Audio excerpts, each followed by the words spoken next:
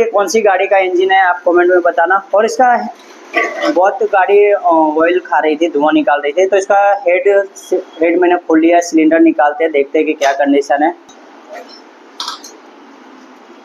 तो इसका पिस्टन मैं आपको दिखा रहा हूँ। पिस्टन देखो, ये इसका पिस्टन है, देखो कंडीशन देख लो।